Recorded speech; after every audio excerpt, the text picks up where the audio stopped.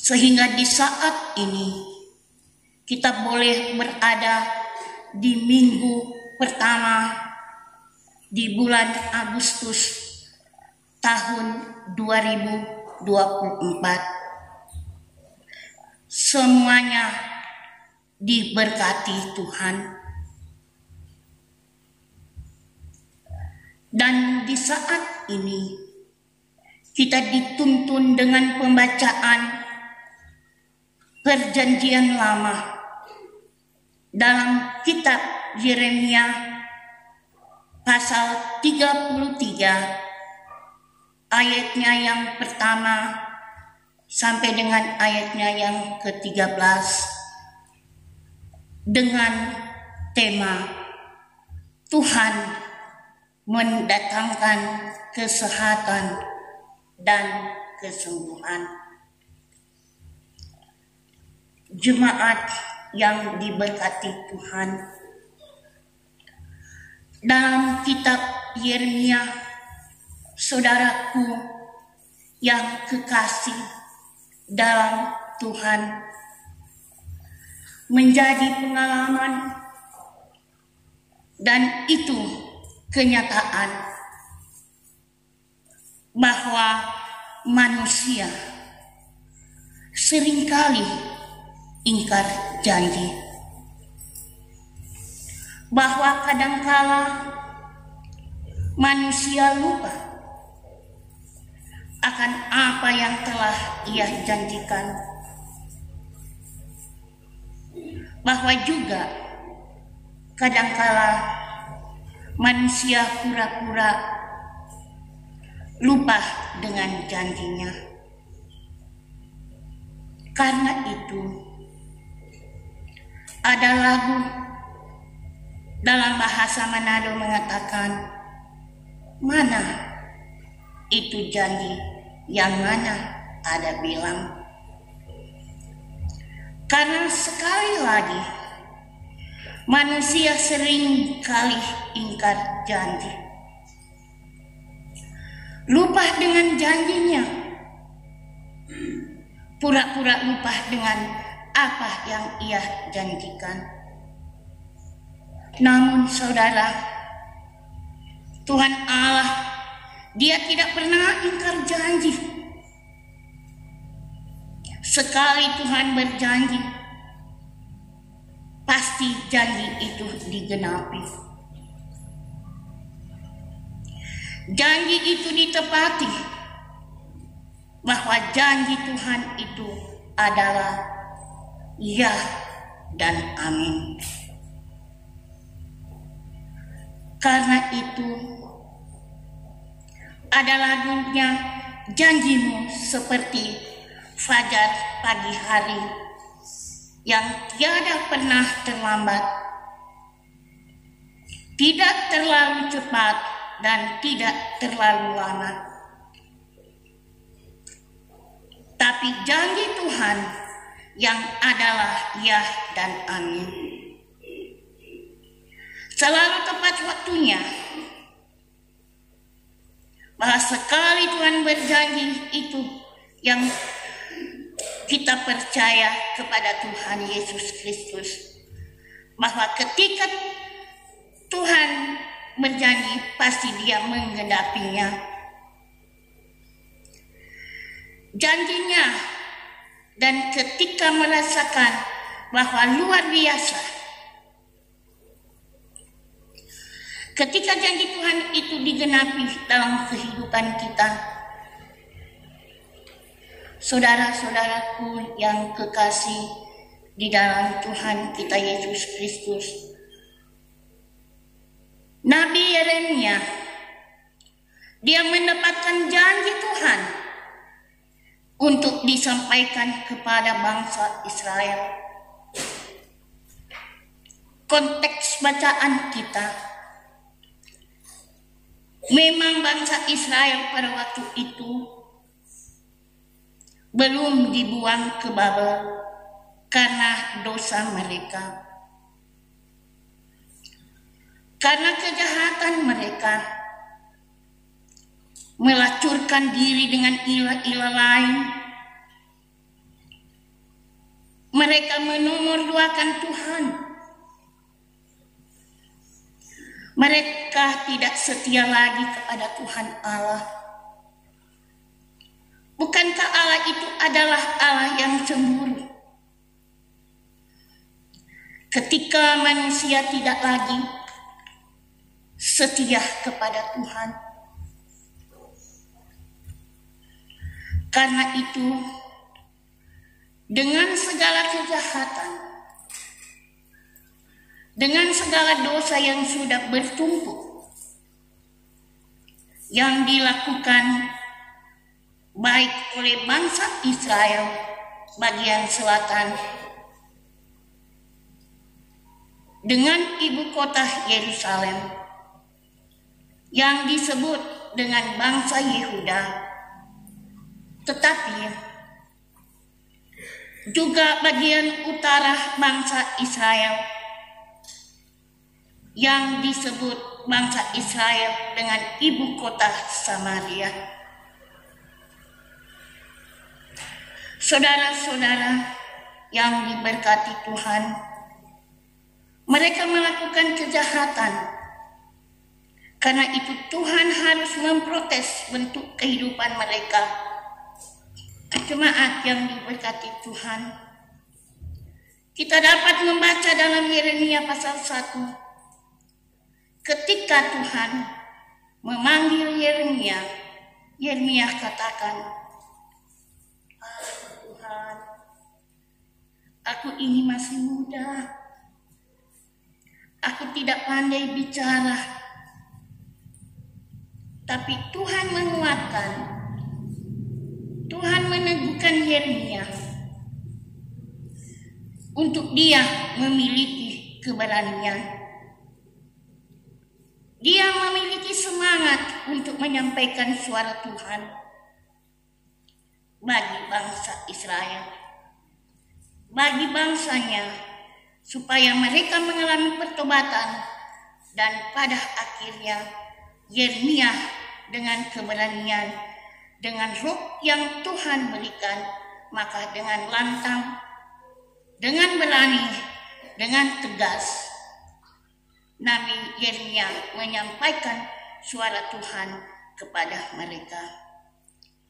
Jemaat yang diberkati Tuhan, ketika di dalam terampai kehidupan ini yang kita jalani di dalam hidup ini, kalau kita diberikan kepercayaan untuk menyampaikan suara Tuhan, jangan kita khawatir, saya tidak mampu. Tetapi sebagai orang yang beriman, kita minta pertolongan lewat doa kepada Tuhan, agar supaya Tuhan memampukan.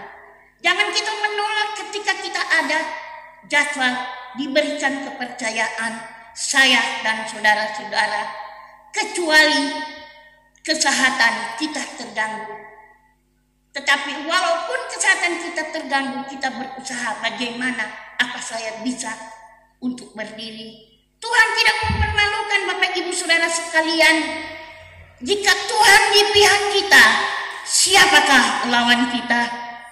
Saya meyakini itu. Tadi pagi saya memang kesehatan saya terganggu sedikit karena dapat pergumulan itu batuk. Namun dengan iman Tuhan, tolong saya hari ini sudah terjadwal untuk berdiri di atas mimbar ini. Mampukan hamba-Mu Tuhan, agar hamba-Mu boleh berdiri di atas mimbar di saat ini. Karena Tuhan yang memampukannya, bukan manusia. Jemaat yang diberkati Tuhan, sekali lagi belum terjadi peruangan, tetapi Tuhan telah berjanji. Tuhan mengatakan bahwa Tuhan yang akan memulihkan mereka. Tuhan yang akan menyembuhkan mereka. Tuhan yang akan mensejahterakan bangsa mereka, yaitu bangsa Israel. Saudara-saudaraku yang diberkati Tuhan, bahwa sesungguhnya ayat yang ke-6, aku akan mendatangkan kepada mereka kesehatan dan kesembuhan, dan aku akan menyembuhkan mereka dan akan menyikapkan kepada mereka kesejahteraan dan keamanan yang berlimpah-limpah. Tuhan berjanji, Tuhan akan memberikan kesembuhan asal dengan iman kita minta berseru kepada Tuhan. Pasti Tuhan memberikan kesembuhan. Tuhan akan memberikan kesejahteraan. Dan Tuhan akan memberikan keamanan. Nah, saudara-saudara, hal ini bukan saja dalam bentuk fisik, tetapi spiritual. Tuhan yang akan memulihkan bangsa Israel. Iman mereka menjadi kuat, menjadi taat, dan menjadi setia kepada Tuhan Allah. Saudara-saudara yang kekasih, apa pesan firman Tuhan yang hendak disampaikan kepada kita di saat ini? Bahwa pertama, janji Tuhan adalah janji yang digenapi, yang ditepati, ya dan amin. Karena itu saudara, ketika kita punya problem, ketika kita punya masalah, mari kita datang kepada Tuhan. Pada ayat yang ketiga, berserulah kepadaku, maka aku akan menjawab engkau dan akan memberitahukan kepada hal-hal yang besar yang tidak terpahami, yakni hal-hal yang tidak kau ketahui. Jemaat yang diberkati Tuhan, dalam situasi apapun, mari kita datang kepada Tuhan. Tuhan Allah kita. Kita berseru kepada Tuhan.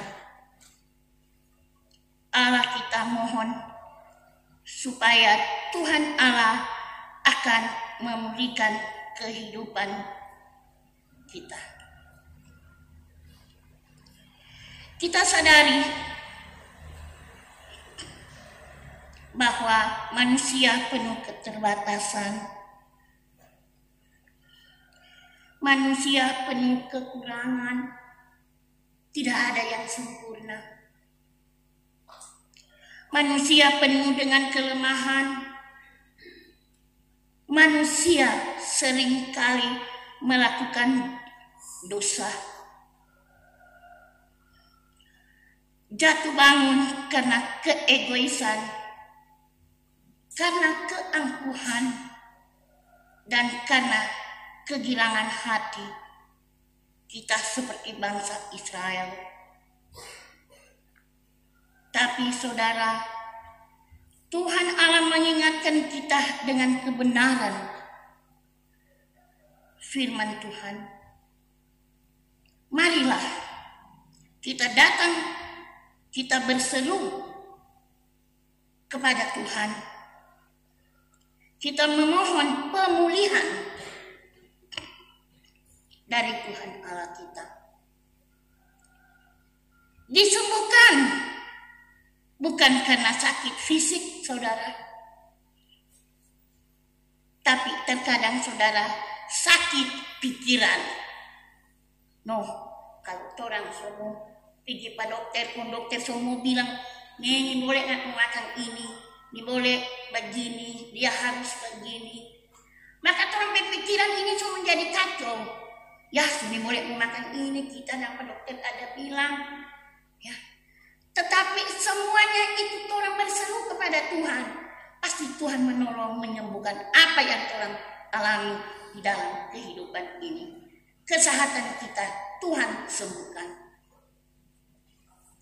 Jemaat yang diberkati Tuhan, pikiran kita jadi kacau karena berbagai masalah dalam kehidupan kita. Kita bayangkan saudara, kalau dalam perjalanan kehidupan kita, misalnya kita mengalami kemacetan kredit lalu lintas. Kredit di sini mengartikan sesak, sumpah. Maka kita yang pusing, demikian pun kehidupan kita. Kalau kita mengalami kekacauan dalam kehidupan, pikiran jadi kacau, maka kita kehilangan semangat. Kita tidak punya effort. Apa itu effort? Kita tidak punya usaha untuk melakukan sesuatu. Pekerjaan suatu tanggung jawab yang dipercayakan oleh Tuhan. Tapi marilah kita berseru kepada Tuhan. Mari kita datang. Mari juga kita bermohon pengampunan. Pengampunan dosa dari Tuhan Allah.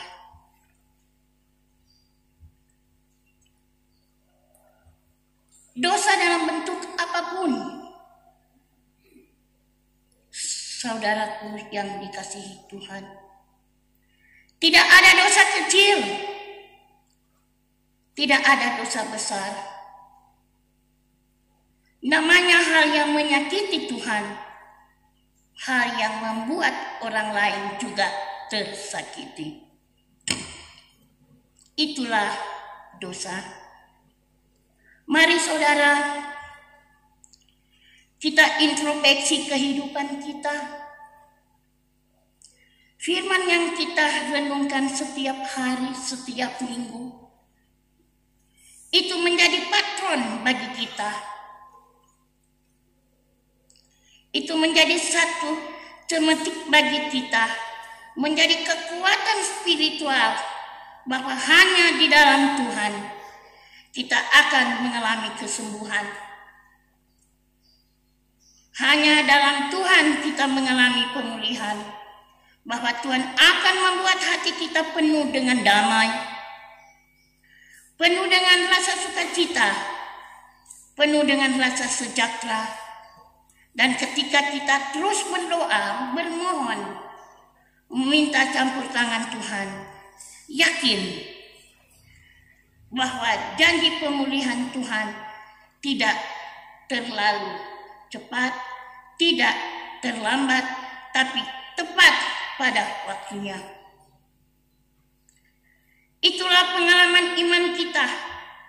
Karena itu, seperti bangsa Israel yang mengalami kehidupan jatuh bangun ketika mereka tidak setia kepada Tuhan, ada penghukuman,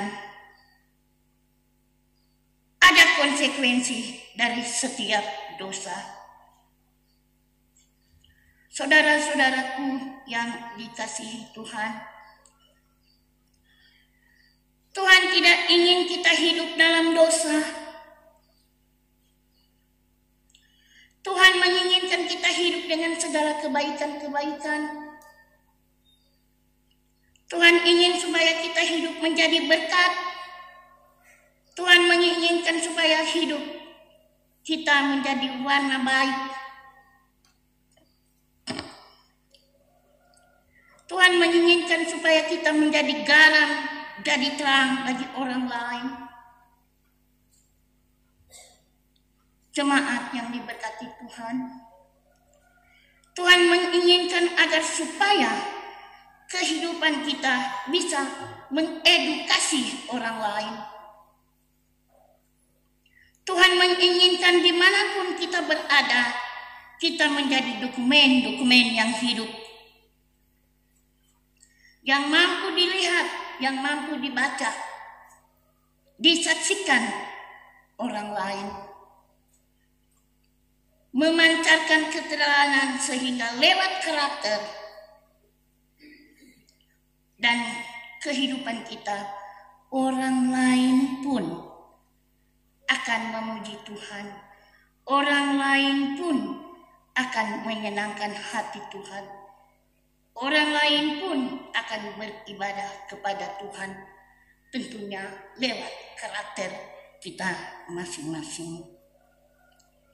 Jemaat yang diberkati Tuhan, karena itu saudara, marilah dalam kehidupan kita, ketika kita punya komitmen yang tepat, saya percaya Yesus, bukan sekedar di status di KTP, tapi percaya Yesus, kita percaya dan kita mampu menerjemahkan keyakinan kita, kepercayaan kita lewat perbuatan-perbuatan. Jemaat yang diberkati Tuhan, nyata di dalam Tuhan pasti dipermuliakan. Karena itu dalam situasi apapun, saudara punya pergumulan, datanglah kepada Tuhan. Berseru kepada Tuhan, Tuhan pulihkan kita. Kepada siapa yang kita mau berseru kalau bukan hanya kepada Dia, sesuai dengan kepercayaan kita masing-masing, Tuhan kita Yesus Kristus. Tuhan sembuhkan kita, Tuhan jamah kita, Tuhan bentuk hati kita. Sebab ketika kita melupakan Tuhan, itu adalah tanda awas bahaya. Saudara-saudaraku, kita akan kecewa, kita akan gagal. Tetapi ketika kita menempatkan Tuhan sebagai prioritas utama dalam hidup ini, sebagaimana katakan hidup ini adalah dari Dia, oleh Dia, dan untuk Dia. Dia adalah Tuhan. Dia pemilik kehidupan. Kita hidup bersumber dari Tuhan. Tujuannya untuk Tuhan. Maka lakukanlah apa yang baik, lakukanlah apa yang benar, dan nikmati kasih setia Tuhan. Nikmati kebaikan Tuhan. Saudara-saudaraku yang dikasihi Tuhan, bahwa ketika kita berjanji untuk setia di hadapan Tuhan, jangan kita ingkar janji. Kita komitmen, kita sebagai orang yang telah ditebus dengan darah Kristus yang mahal. Tetapi dengan iman kita mampu terjemahkan hal yang baik, hal yang benar. Kita punya usaha, punya effort untuk terus mencintai, mengasihi dengan Tuhan, supaya kita tidak mengalami kesengsaraan, keterpurukan seperti yang dialami oleh bangsa Israel. Jemaat yang diberkati Tuhan, Tuhan akan pulihkan pribadi kita, Tuhan pulihkan keluarga kita, bahkan sekarang juga, saudara, ketika ada anggota keluarga yang sakit atau barangkali bapak ibu yang sementara menghayati renungan Yeremia ini, pasti akan diekspresikan melalui kuasa Tuhanlah. yang akan menjadi penyembuh yang dahsyat, pasti akan berkenan kita memiliki hidup, dan pasti kita akan mengalami mujizat. Mujizat yang nyata seperti seorang penyanyi, yaitu Celine Dion. Dia sangat terkenal, tapi suatu saat dia mengalami sakit. Tapi dia katakan bahwa suatu saat saya akan sembuh dengan iman. Saya akan menyanyi lagi di atas panggung. Dia mengalami mujizat Tuhan. Dan apa yang menjadi doanya, apa yang menjadi perkataannya dan permohonannya benar.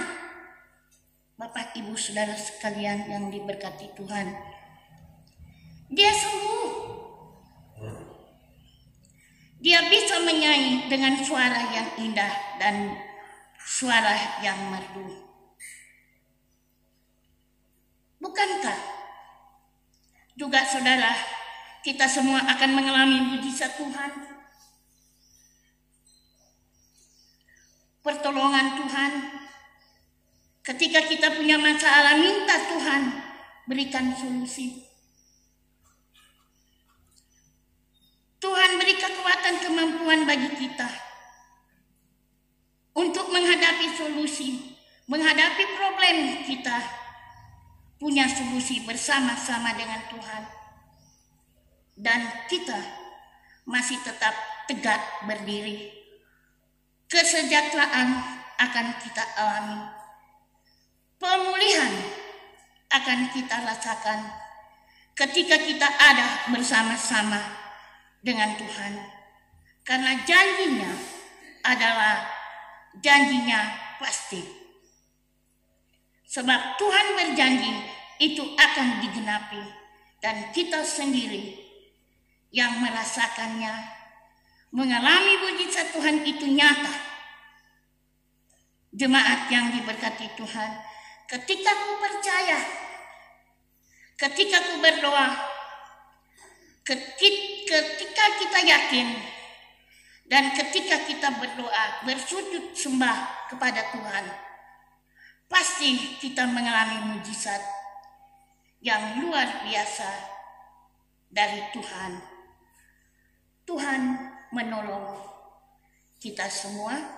Kiranya firman Tuhan di saat ini dapat menggugah hati saya dan saudara-saudara, dan dapat kita aktakan itu di dalam kehidupan kita setiap hari. Amin. Demikian